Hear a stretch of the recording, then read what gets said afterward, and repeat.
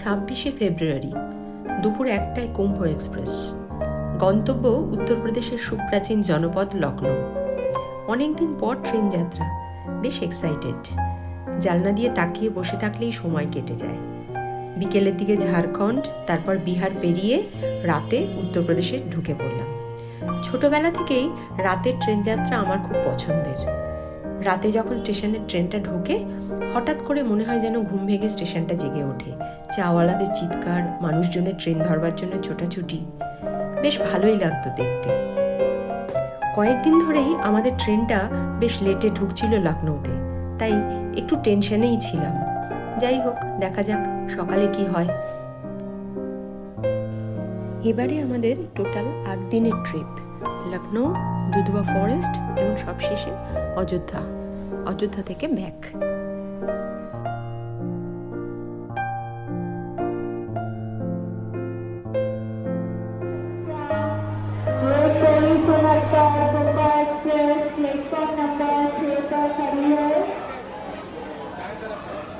সকালবেলা একদম কারেক্ট টাইমে আমাদের ট্রেন লখনৌতে ঢুকে গেল।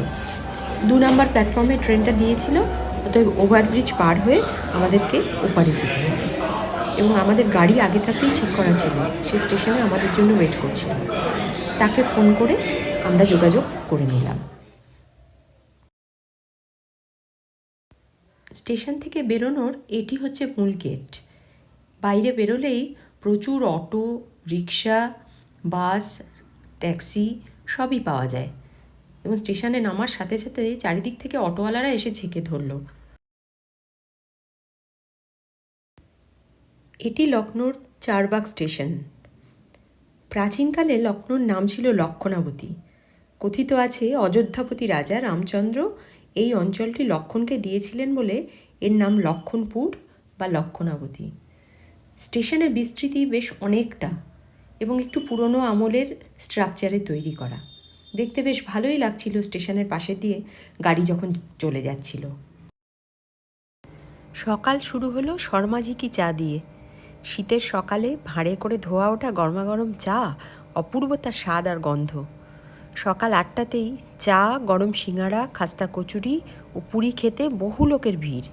কেউ কেউ প্রাতঃভ্রমণ সেরে ব্রেকফাস্ট করছেন, আবার কেউ কেউ এখানে ব্রেকফাস্ট করে অফিসের পথে। আমরাও সামান্য প্রাতরাশ সেরে গাড়িতে উঠে পড়লাম। গন্তব্য আমাদের 238 কিলোমিটার দূরে দুধওয়া জাতীয় উদ্যান। সৌরভ কার অ্যান্ড ট্রাভেল এজেন্টের মাধ্যমে আগে থেকেই আমরা একটা গাড়ি বুক করে নিয়েছিলাম 3 দিনের জন্যে, কারণ দুধওয়া থেকে ফেরার গাড়ি পাওয়া একটু সমস্যা।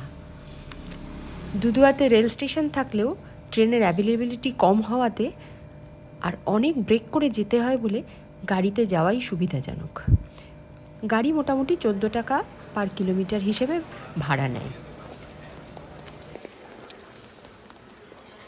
গাড়ি ছুটে চলেছে ন্যাশনাল হাইওয়ে 24 দিয়ে।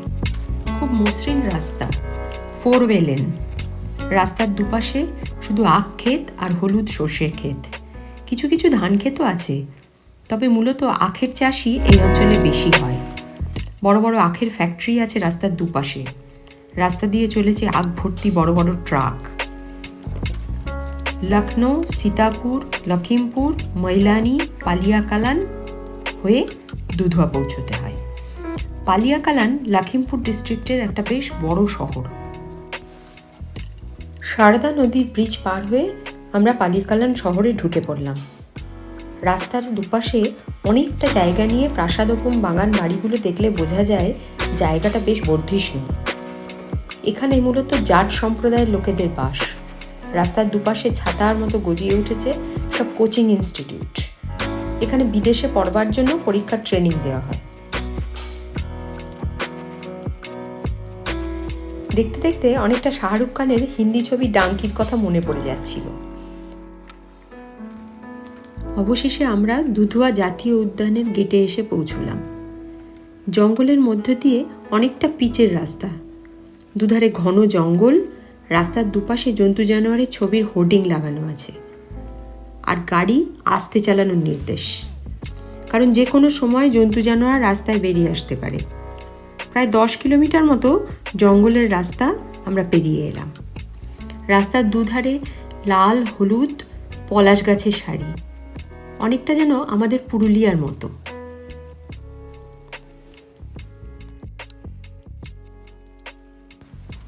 প্রায় 5-7 বছর আগে এই অঞ্চলে বেড়াতে আসবার জন্যে সঙ্গে করে রেশন নিয়ে আসতে হতো। মানে আপনি যা খাবেন, চাল ডাল বা তরি তরকারি কিনে নিয়ে তবে আসতে হতো, এবং এখানে কুক থাকতো, সে রান্না করে দিত। কিন্তু এখন ক্যান্টিনের ব্যবস্থা হয়ে গেছে, অতএব সবই খাবার পাওয়া যায়। আমরা শুধুমাত্র প্রায় 20 লিটার মতো জল তুলে নিলাম গাড়িতে। প্রায় আমরা পৌঁছেই গেছি। সকাল 8:30টায় যখন গাড়ি স্টার্ট করেছিলাম তখন মনে হচ্ছিল 238 কিলোমিটার যেতে বহু সময় লাগবে, না জানি কখন গিয়ে পৌঁছবো। কিন্তু রাস্তা খুব ভালো হওয়াতে আমরা কিন্তু বেশ তাড়াতাড়ি পৌঁছে গেলাম, এবং জার্নিটাও মোটেই আমাদের গায়েই লাগলো না। মাঝে শুধু মিনিট 15 একটা পেট্রোল পাম্পে দাঁড়িয়েছিলাম গাড়িতে পেট্রোল নেবার জন্যে এবং চা পানের বিরতির জন্যে।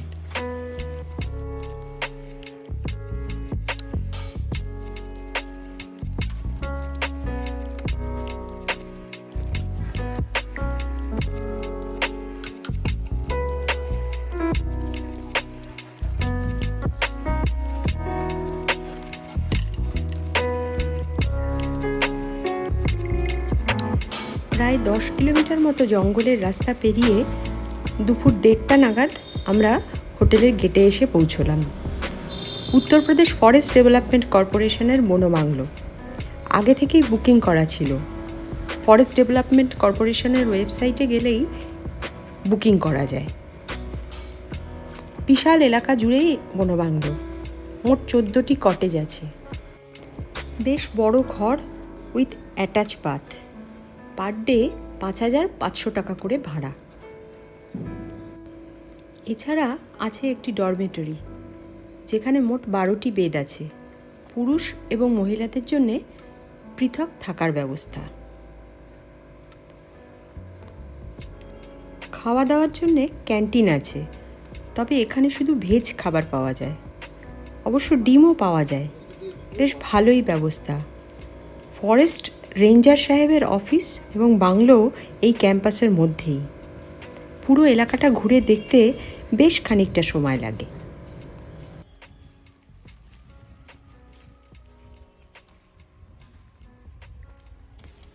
স্নান সেরে খাওয়া দাওয়া করে নিয়ে আমরা পুরো চত্বরটা হেঁটে ঘুরে দেখলাম।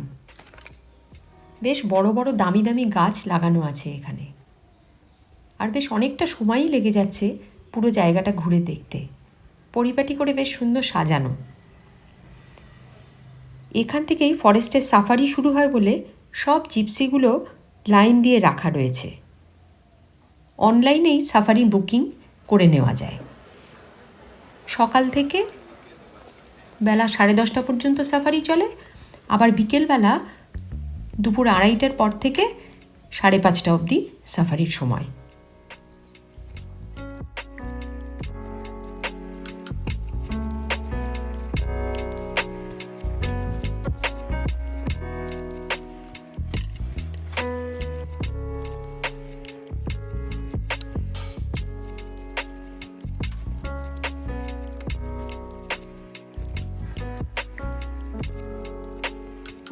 এটি একটি নেচার ইন্টারপ্রিটেশন সেন্টার।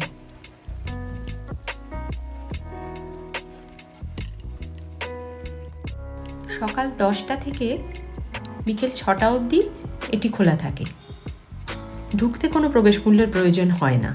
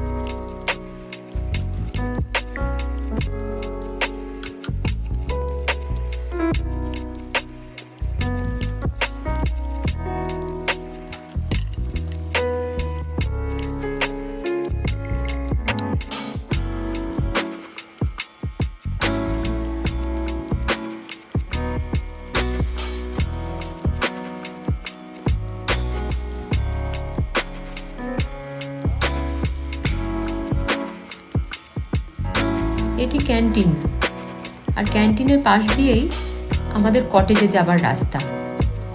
তবে খুব বাঁদরের উপদ্রব আছে এখানে। হাতে কোনো খাবার জিনিস দেখলেই ওরা লাফিয়ে পড়তে পারে।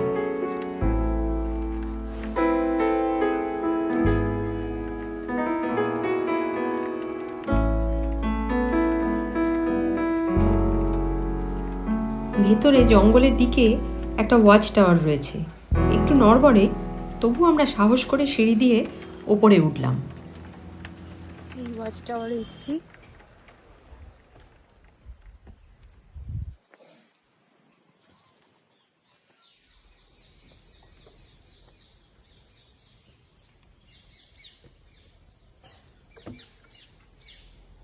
চারিদিকে প্রচুর পাখির আওয়াজ।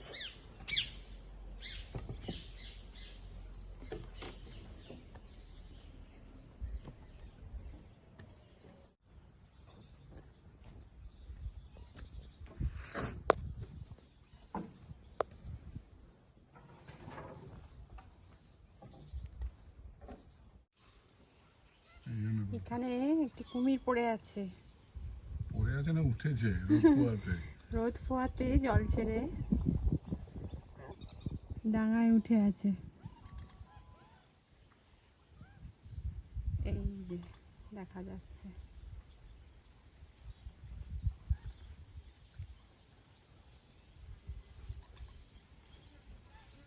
এবার জঙ্গলটা দেখাই, ভীষণ সুন্দর। যতদূর দেখা যাচ্ছে আমরা ওয়াচ টাওয়ারের ওপরে, কিন্তু ওয়াচ টাওয়ারটা নড়ছে। কিন্তু উপরে দাঁড়ালে চারিদিকে জঙ্গল এবং নদীটা খুব সুন্দর দেখা যাচ্ছে। আর জলাশয়ের পাশে কুমিরটাকে তো দেখালামই, রোদ পোয়াচ্ছে শুয়ে। অনেক পাখি রয়েছে, ময়ূরের ডাকও মাঝে মাঝে শুনতে পাচ্ছি, কিন্তু চোখে পড়ছে না। একটা ছোট জলাশয় দেখা যাচ্ছে, সেখানে হরিণরা নাকি জল খেতে আসে। রেস্ট হাউসের একজন অ্যাটেন্ডেন্টকে ফোন করলে সে আমাদের প্রয়োজনীয় জিনিসপত্র ঘরে দিয়ে যাবে, এ কথা আমাদের বলে দিল। কারণ রাতের দিকে বাইরে না বেরোনোই ভালো। বুনো শুয়োর বা হাতিও কখনো কখনো এই ক্যাম্পাসের ভেতরে চলে আসে।